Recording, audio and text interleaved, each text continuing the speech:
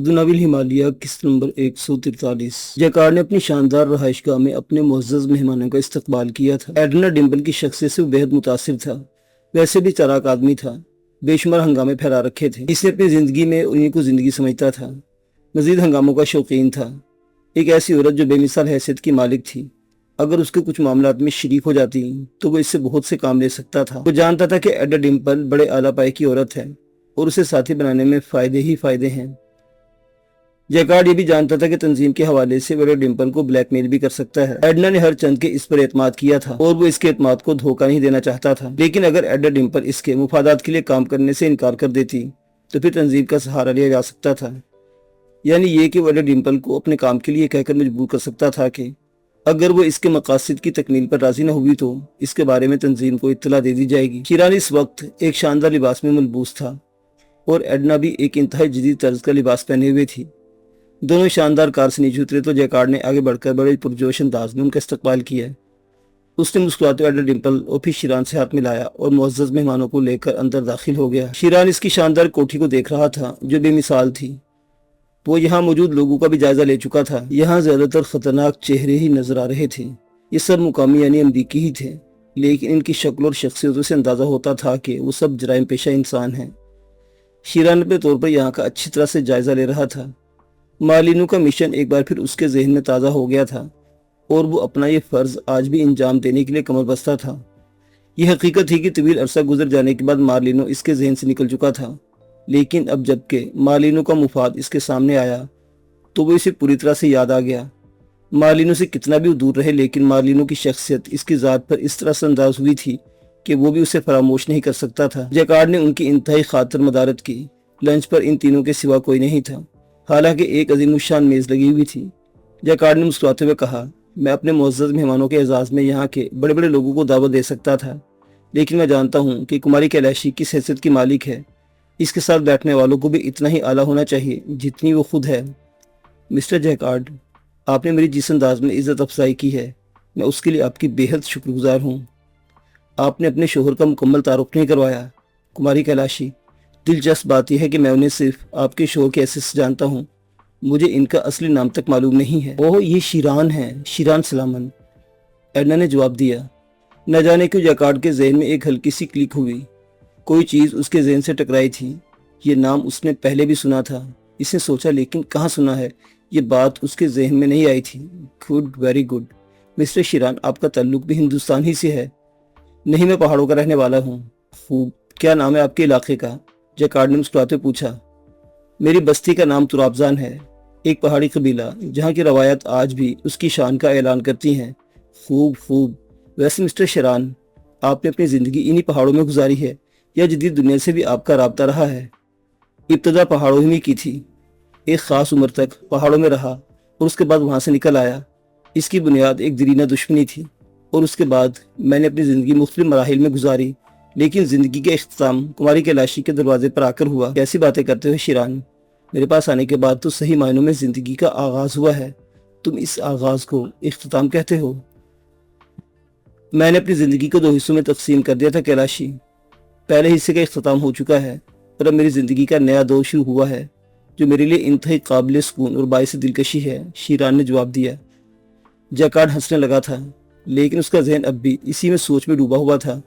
وہ غور کر رہا تھا کہ اس نام کو اس نے کہاں سنا ہے، لیکن اس نے اس کا اظہار ان دونوں پر نہیں کیا تھا۔ جیکارڈ نے شام کی چائے تک ان دونوں کو اپنے ساتھ روکا اور پھر بڑے احترام سے انہیں رخصت کر دیا، لیکن ان دونوں کے جانے کے بعد بھی وہ انہی کے بارے میں سوچتا رہا تھا۔ کون ہے یہ؟ جب مجھے کچھ یاد نہ سکا تو وہ اپنی اس مخصوص نشست گاہ میں پہنچ گیا جہاں اس کی ضروری یادداشتوں کے ریکارڈ رکھے تھے۔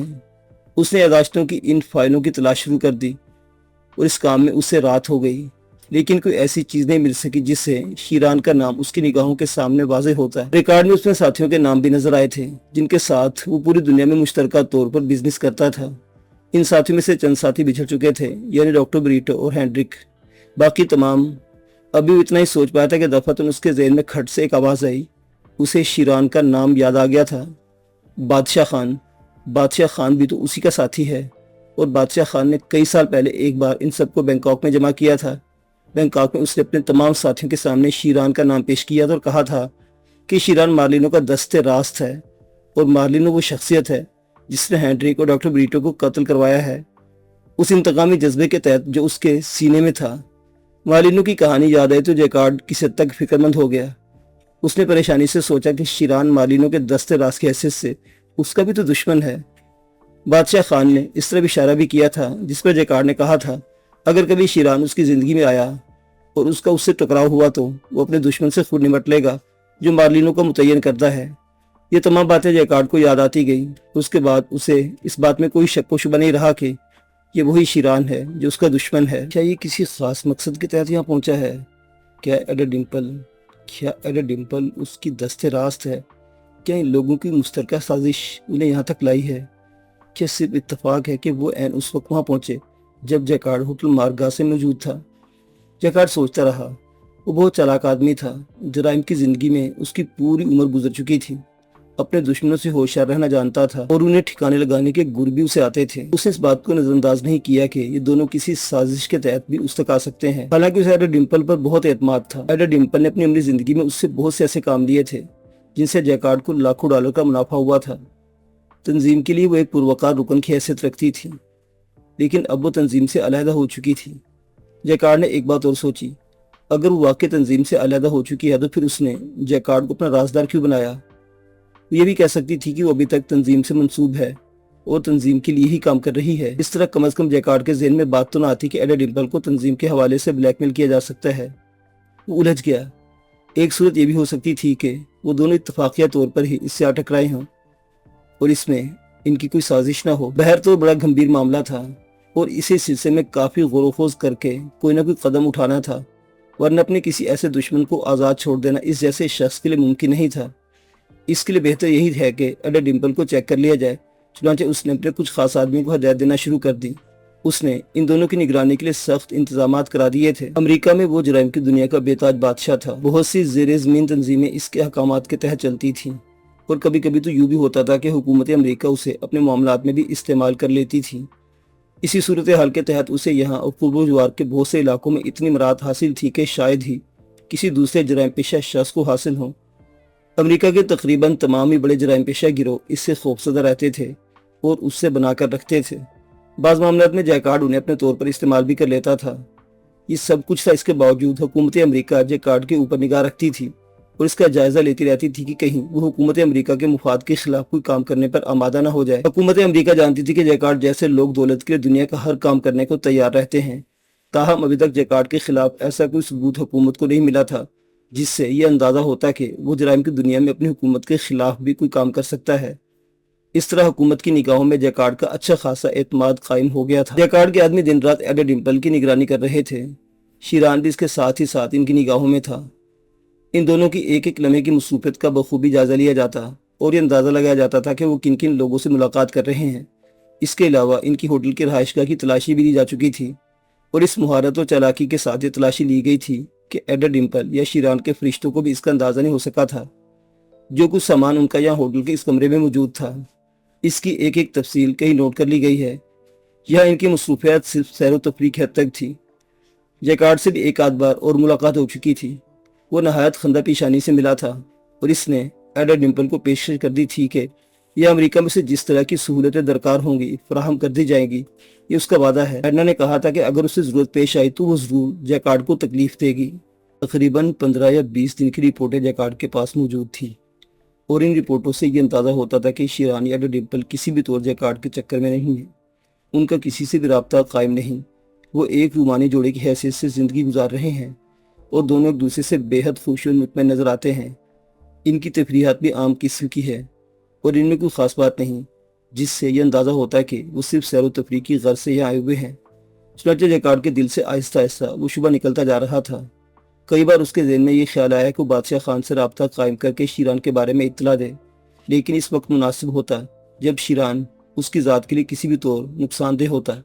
जहाँ तक बादशाह खान का मामला था, वो बेशक इसका बिजनेस पार्टनर ज़रूर था और बिजनेस के मुफादात में वो सब एक दूसरे से मुंसलिक थे, लेकिन ज़ाती तौर पर कोई भी एक दूसरे के काम आने को तैयार नहीं था। चुनांचे उसने अपना ये प्रोग्राम मुलतवी कर दिया।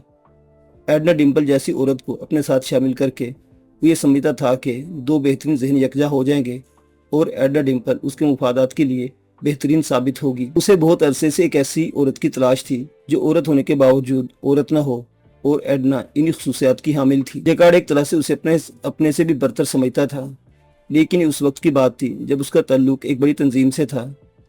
حالانکہ حکومت امریکہ اس تنظیم کے خلاف تھی، اور اگر جیکارڈ اس تنظیم کے خلاف حکومت امریکہ کو اطلاع دے دیتا تو ہر چند کہ ایڈنا ڈمپل اس تنظیم سے علیحدہ ہو چکی تھی، لیکن اس کی شخصیت کو نظر انداز نہیں کیا جا سکتا تھا۔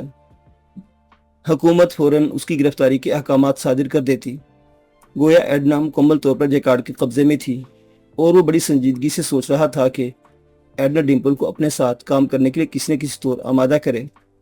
اس دوران وہ خود بھی ایک دفعہ ان سے ملاقات کرنے ان کے ہوٹل جا چکا تھا، اور ان دونوں نے جیکارڈ کا اس کے شایان شان استقبال کیا تھا۔ بہرطور جیکارڈ اپنے دل میں یہ آخری فیصلہ کر چکا تھا کہ وہ ایڈنا ڈمپل کو اپنے ساتھ شامل کرنے کی بھرپور کوشش کرے گا۔ چنانچہ اسی خیال کے تحت ایک دن اس نے ایڈنا ڈمپل سے فون پر رابطہ قائم کیا۔ رابطہ فوراً ہی قائم ہو گیا تھا۔ اس نے اپنا نام بتایا اور ایڈنا خوش اخلاقی سے بولی، ہیلو مسٹر جیکارڈ، کیسے ہیں آپ؟ ٹھیک ہوں، کئی دن ہو گئے، تم سے رابطہ ہی قائم نہ ہو سکا۔ ہاں، شیران بھی ہی کہہ رہا تھا کہ وہ آپ سے ملاقات کرنا چاہتا ہے۔ ایڈنا، کیا شیران کے بغیر ہماری کوئی ملاقات ہو سکتی ہے؟ کیوں، کیا کوئی خاص بات ہے مسٹر جیکارڈ؟ ایڈنا ڈمپل نے پوچھا۔ ہاں، تم سے کچھ ایسی باتیں کرنا تھیں جو تنہائی میں ہی مناسب ہوں گی۔ شیران اب میری زندگی میں اس حد تک رچ بس چکا ہے مسٹر جیکارڈ کے میرا کوئی بھی معاملہ اس سے پوشیدہ نہیں رہتا۔ اس وقت وہ کہاں ہے میڈم ڈمپل؟ جیکارڈ نے پوچھا۔ نیچے ڈائننگ ہال میں کسی کام سے اپنے کمرے میں آئی تھی، ورنہ شاید اس وقت ٹیلی فون پر آپ سے بات نہ ہو سکتی۔ ایڈنا، میں تم سے ایک ایسی بات کہنا چاہتا ہوں جو ممکن ہے تمہیں پسند نہ آئے۔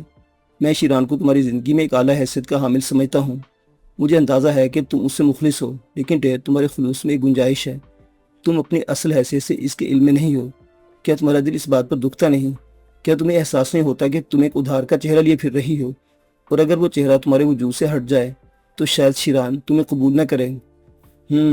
مسٹر جیکارڈ، میں طویل عرصے تک اس سلسلے میں اپنے دل کو دکھی محسوس کیا ہے، لیکن اب یہ میری عادت بن چکی ہے۔ اور سچی بات تو یہ ہے کہ اب میں خود اپنا چہرہ بھول چکی ہوں، اور اگر کسی وقت یہ چہرہ شیران کی نگاہوں میں آ جائے تو میں نہیں جانتی اس وقت کیا ہوگا۔ ایڈنا ڈمپل نے آزودگی سے کہا۔ خیر، یہ کیسا مسئلہ ہے جسے میں زیر بحث نہیں لانا چاہتا۔ البتہ ایک بات ضرور کہوں گا ڈمپل، محسوس مت کرنا۔ جی کہیے، میں سن رہی ہوں۔ ڈمپل، تم جیسی اعلیٰ پائی کی عورت شیران جیسے جنگلی اور وحشی شخص سے محبت تو کر سکتی ہے۔ یہ معاف کرنا، میں تمہارے شوہر کے لیے ایسے الفاظ استعمال کر رہا ہوں، لیکن کیا تم نے اپنی پوری شخصیت اسے سونپ دی ہے؟ میں سمجھی نہیں مسٹر جیکارڈ۔ ایڈنا، ذہنی طور پر اور بین الاقوامی پوزیشن کے تحت تم اس سے اتنی بلند ہو کہ اس جیسے لوگ تمہارے پیروں کی گرد کو چھونے کا تصور نہیں کر سکتے۔ محبت بے شک انسان کی ذات میں سرایت کر جائے تو پھر اسے محبوب کے سوا کچھ یاد نہیں رہتا، لیکن میں سمجھتا ہوں تم ایک ہوشمند عورت ہو۔ ہوشمندی بہت ضروری ہے۔ کیا تم اپنے سارے معاملات میں اسے اتنا ہی برتر سمجھتی ہو کہ اس کے بغیر کچھ نہ کر سکو؟ میں معاملات کی وضاحت چاہتی ہوں مسٹر جیکارڈ۔ بھائی، میں تم سے تنہائی میں ملاقات کرنا چاہتا ہوں، اور میرا وعدہ ہے اس ملاقات میں تمہیں تمہارے شوہر کے خلاف بہکاؤں گا نہیں، بلکہ کچھ ایسی گفتگو کروں گا جو ہمارے اور تمہارے دونوں کے مفاد میں انتہائی بہتر ثابت ہو۔ جیکارڈ کے اس جملے پر ایڈنا ڈمپل کافی دیر تک غور کرتی رہی، پھر اس نے گردن ہلا کر کہا، میں اس میں کوئی حرج نہیں سمجھتی مسٹر جیکارڈ، کیونکہ بہرطور آپ کی شخصیت بھی میرے لیے کافی محترم ہے۔ آپ کو میں نے اپنا راز سونپا ہے جو میں کسی دوسرے کو نہیں بتا سکتی تھی، یہاں تک کہ شیران کو بھی نہیں۔ آپ سمجھ رہے ہیں نا؟ ہاں، کیوں نہیں، اور میں اس بات کا بڑا احترام کرتا ہوں۔ یہ الفاظ میرے اوپر قرض ہیں، اور میں اس اعتماد کو ٹھیس نہیں پہنچاؤں گا۔ میں نے یقین کے ساتھ آپ سے سب کچھ کہا تھا، تو پھر اسی رشتے، اسی ناطے سے جو تم نے مجھے شیران سے مختلف سمجھ کر اور شیران کے بارے میں تفصیلات بتا کر قائم کیا ہے، میں تم سے ذاتی طور پر گفتگو کرنے کا خواہش مند ہوں۔ ٹھیک ہے مسٹر جیکارڈ، اب وہ تو شیران میرے معاملات میں مزاحم نہیں ہوتا۔ اگر میں کہیں تنہا جانا چاہوں تو وہ کبھی تعرض نہیں کرتا، اور نہ ہی میں کبھی اس پر اعتراض کرتی ہوں۔ ہاں، میں اس پر اس لیے نگاہ رکھتی ہوں کہ اس کی فطرت میں وحشت ہے۔ وہ کہیں بھی کسی جگہ اپنی مرضی کے خلاف کوئی عمل دیکھ کر بھڑ جاتا ہے، لیکن کبھی کبھی اسے تنہائی چھوڑ دیا کرو، یہ ضروری ہے۔ ٹھیک ہے، دراصل وہ گھوڑے سے سواری کے خاص پروگرام دیکھنے کے لیے یہاں سے جانا چاہتا ہے۔ مجھے بھی اس نے پیشکش کی تھی، لیکن میں نے معذرت کر لی کیونکہ مجھے اس پروگرام سے کوئی خاص دلچسپی نہیں۔ چنانچہ کل صبح شاید وہ روانہ ہو جائے، غالباً 1-1.5 دن کا پروگرام ہوگا۔ یہ ہمارے لیے فرصت کا وقت ہے۔ واہ، تب تو میں نہایت بر وقت تم سے سلسلے میں رابطہ قائم کیا۔ جی ہاں، اتفاق سے۔ تو پھر کل اس کے روانہ ہونے کے بعد میں اپنی رہائش گاہ پر تمہارا انتظار کروں گا، جیکارڈ نے کہا۔ ٹھیک ہے، میں آپ سے ملاقات کروں گی۔ کل کس وقت؟ تقریباً 11 بجے ایڈنا نے جواب دیا اور جیکارڈ نے سلسلہ منقطع کر دیا۔